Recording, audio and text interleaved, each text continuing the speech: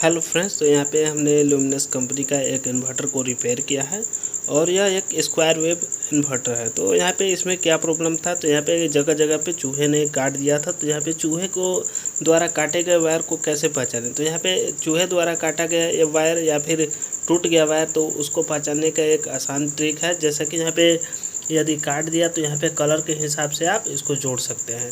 यहाँ पे ज़्यादातर कलर के हिसाब से ही जोड़ा जाता है और कई बार होता है कि यहाँ पे वोल्टेज और वायर को ट्रैक करके पता किया जाता है कि कौन सा वायर कहाँ पर लगेगा। वो तो नॉलेज के ऊपर डिपेंड करता है वो कैसे वायर को डिटेक्ट करते हैं।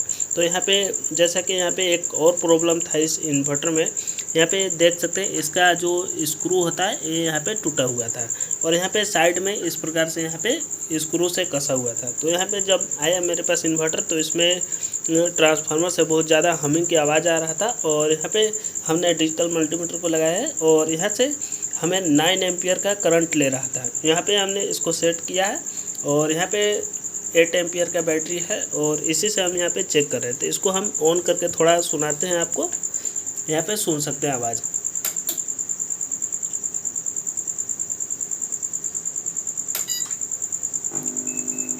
यहाँ पे आप सुन सकते हैं आवाज़ और यहाँ पे करंट भी देख सकते हैं कितना करंट ले रहा है ये।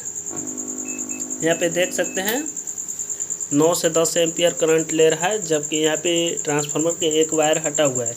और ये ज़्यादातर स्क्वायर वेव इन्वर्टर में ही प्रॉब्लम इस प्रकार के होते हैं और यदि साइन वेव इन्वर्टर होते तो यहाँ पे इस प्रकार के प्रॉब्लम नहीं होते, वो डायरेक्ट ही ओवरलोड प्रोटेक्शन में चला जाता है। क्योंकि यहाँ पे जब ट्रांसफार्मर से इनपुट सिग्नल नहीं होता है तो यहाँ पे डायरेक्ट ओवरलोड प्रोटेक्शन में चला जाता है। और ट्रांसफार्मर से इनपुट क्यों नहीं होगा, क्योंकि यहाँ पे 2 वायर ही होते हैं। जैसा कि यहाँ पे इसमें 3 वायर है, जैसा कि यहाँ पे देख सकते हैं रेड वायर और एक 12 का एक 12 का। तो यहाँ पे 3 वायर होते हैं, इसीलिए इसमें इस प्रकार का कंडीशन बनते हैं। और जो साइन वेव में लगते हैं वो 2 वायर का होते हैं। तो यहाँ पे 2 वायर में से एक लूज हो जाता है तो यहाँ पे इस प्रकार के कंडीशन नहीं बनेगा। तो इसीलिए ज़्यादातर स्क्वायर वेव में ही इस प्रकार के कंडीशन बनता है। तो यहाँ पे जब हम स्क्रू को टाइट करेंगे और उसके बाद आपको दिखाते हैं यहाँ पे किस प्रकार के कंडीशन बनता है।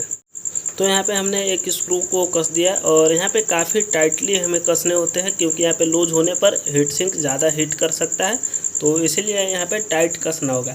यहाँ पे हमने एक होल करके थ्रेड किया और उसके बाद यहाँ पे स्क्रू को कसा। आप यहाँ पे दूसरा तरीका भी लगा सकते हैं। और यहाँ पे इसको टाइट करने के बाद अब हम चेक करते हैं इसको क्या कंडीशन बनता है। तो यहाँ पे हम इसको ऑन करते हैं।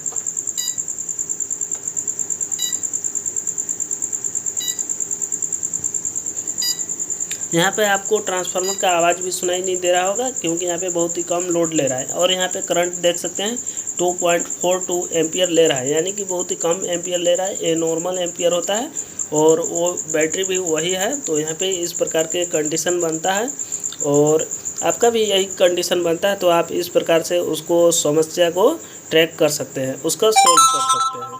यदि मेरे चैनल पर पहली बार है तो चैनल को ज़रूर सब्सक्राइब कर दें और वीडियो को लाइक कर दें। इस प्रकार के आपको नॉलेज का वीडियो मिलते रहेंगे। तो फ्रेंड्स, यहाँ पे आप देख सकते हैं ट्रांसफार्मर के साइड में एक ब्लू कलर का कंपोनेंट लगा हुआ है जिसे हम एमओवी कहते हैं।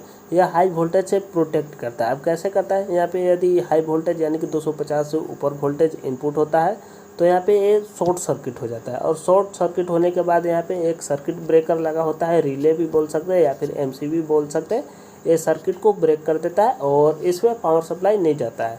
यहाँ पे जब इसको हम रीसेट करते हैं तो फिर से पावर सप्लाई कट कर देता है। क्यों करता है, क्योंकि यहाँ पे आगे सर्किट शॉर्ट हो गया है इसीलिए। तो यहाँ पे जब इसको हम हटाते हैं या फिर रिप्लेस करते हैं तो यह बहुत ही अच्छा काम करता है, यानी कि सर्किट ब्रेक नहीं करता है। तो इसको हम अलग इलेक्ट्रॉनिक उपकरण में भी लगा सकते हैं, यह हाई वोल्टेज से प्रोटेक्ट करेगा। इसके साथ यहाँ पे एक फ्यूज रेजिस्टेंस या फिर फ्यूज का यूज किया जाता है, क्योंकि जब शॉर्ट हो जाए तो यहाँ पे फ्यूज जलना चाहिए, क्योंकि फ्यूज यदि नहीं जलेगा तो आपका वायर जला देगा। इसीलिए एक फ्यूज हमेशा लगाया जाता है कैलकुलेटेड। और जब यहाँ पे शॉर्ट सर्किट होता है तो यहाँ पे आपका जो उपकरण है वो बच जाता है। यहाँ पे हाई वोल्टेज से स्पेशली बचाने के लिए इसका डिज़ाइन किया हुआ है मेटल ऑक्साइड वेरियस, इसका फुल फॉर्म नेम है।